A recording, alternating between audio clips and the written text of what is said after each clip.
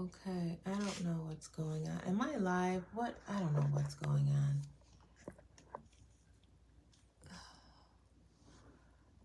Well, I think this thing is running. I haven't done this in so long. I don't know what's going on. Why is it not letting me turn this thing around? Oh, dear God. I don't know what's going on. Well, I guess it's got to be this way, you guys. I don't know what's going on. What? I guess we're going live on this way. This is a mess. Well, anywho, I don't know. Everything's going kooky. But it's been quite a morning. I realized I had recorded the video. Now this thing is shaking. And the video, you couldn't hear anything. You couldn't hear anything. And then I went to get my computer going, and I couldn't see the screen.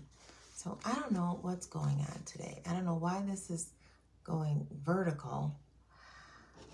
I'm telling you, I've been sitting here since 7:10 trying to get this thing going. So if this is your first time, bear with all the shenanigans in the beginning of the camera.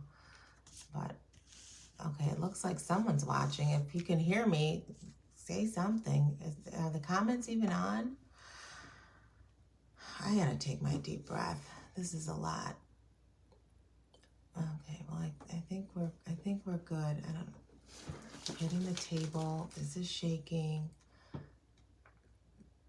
There's a lot going on here. Okay, Keisha is here. Okay, good morning. You can hear me. Sorry about the beginning. I don't know what's going on. I've had quite the morning trying to get this thing going. I haven't gone live on this phone in a while. The computer was acting up. I mean, God, what is going on?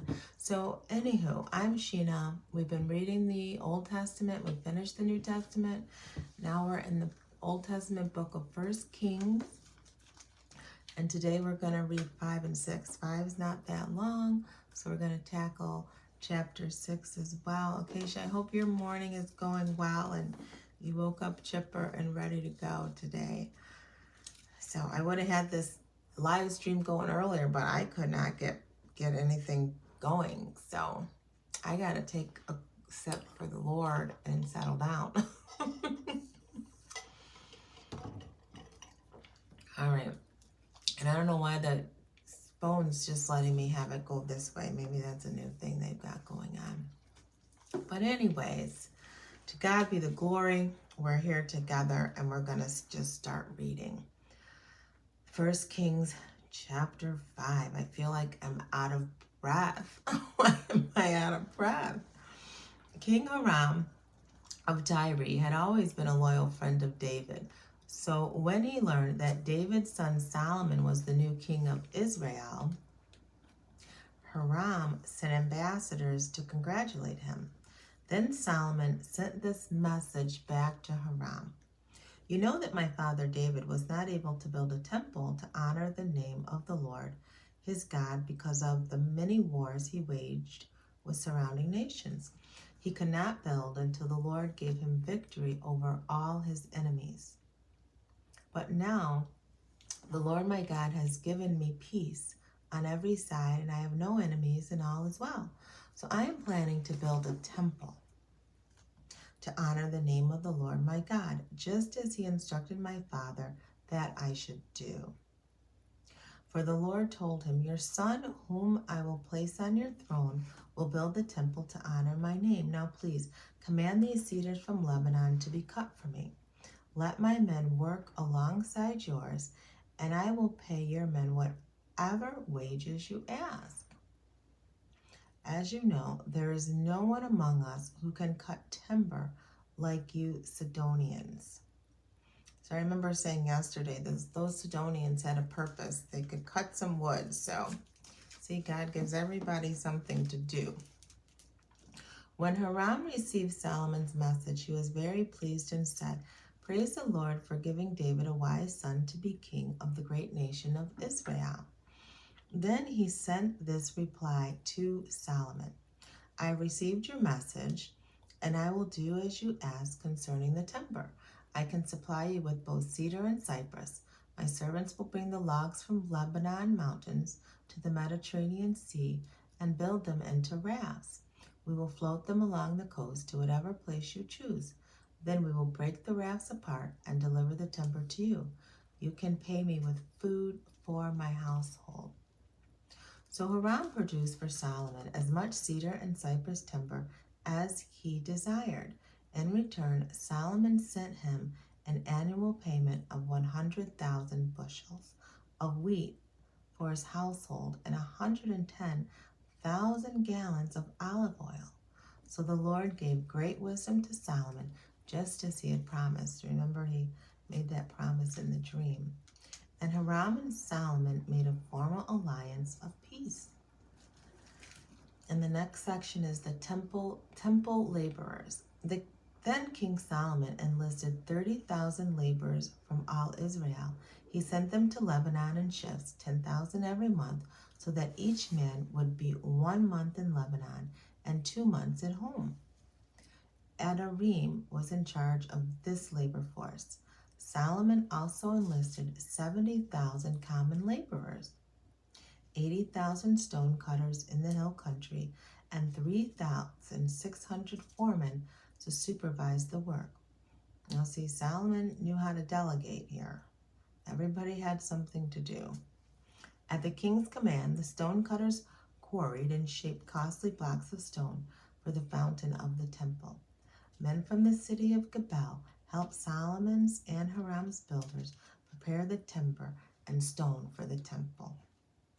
It says here, the relationship of Solomon with Hiram was mutually beneficial. Solomon lacked the artisans and materials for his building, and Hiram lacked agricultural produce.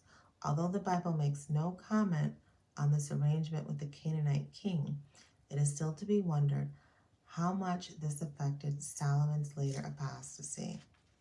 And I think that means when Solomon married all those foreign wives. But that's interesting how Solomon was working with the Canaanite, and they were like their enemies.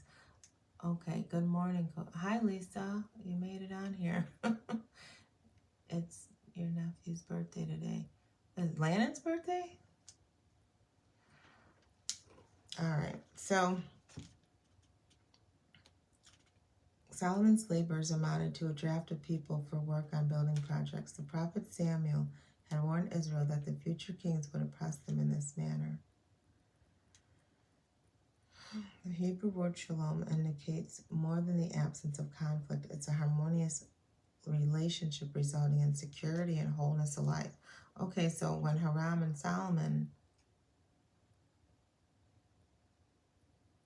agreed on this partnership, it was resulted in security and wholeness. That's interesting to me. Security and wholeness. Have you ever gone to a partnership with someone and they don't live up to their end of the bargain? Like you're doing all the work. But these particular handshakes back then really meant something. So that ends chapter 5. We're going to go into chapter 6. And it says here the temple is completed. So I guess they're going to build the whole thing in one chapter, but I'm sure it took several years to do.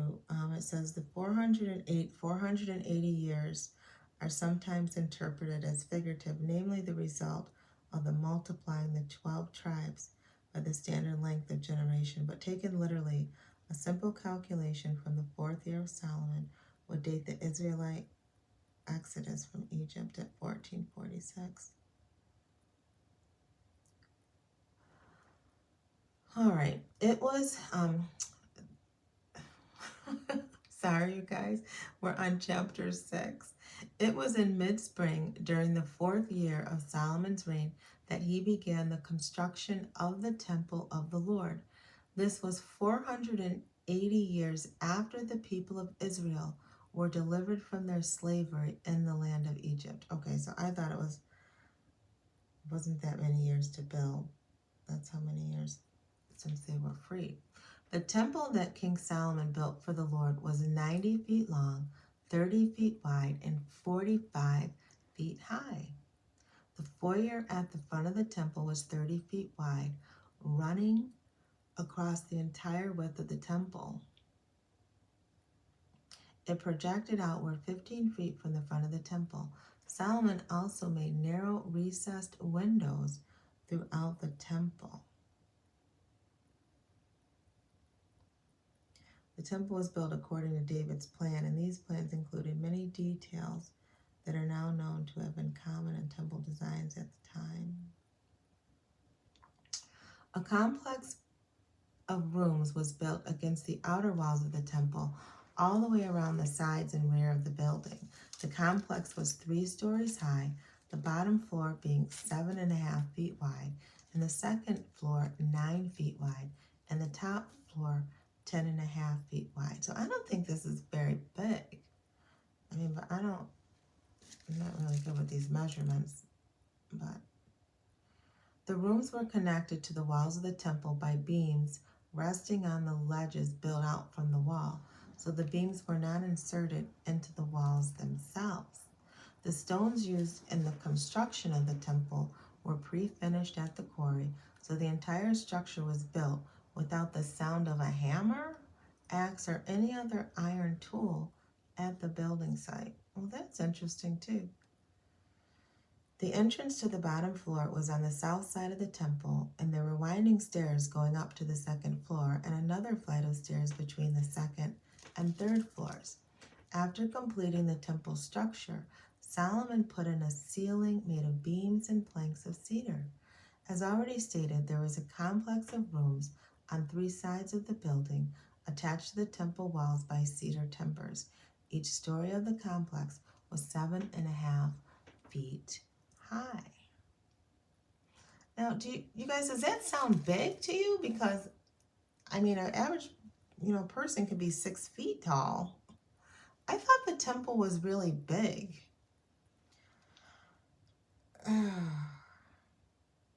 Okay, they say here, Hebrew 60 cubits is 27 meters, but I don't even know what that means. Long, and 20 cubits is 19 meters wide, and 30 cubits is 3.5 meters high. In this chapter, the distance measures are calculated from the Hebrew cubit as a ratio of 18 inches or 45 centimeters. So that doesn't help me at all. I don't know how big this is. It says in verse 11, "Then the Lord gave this message to Solomon, concerning this temple you are building, if you keep all my laws and regulations and obey all my commands, I will fulfill through you the promise I made to your father David.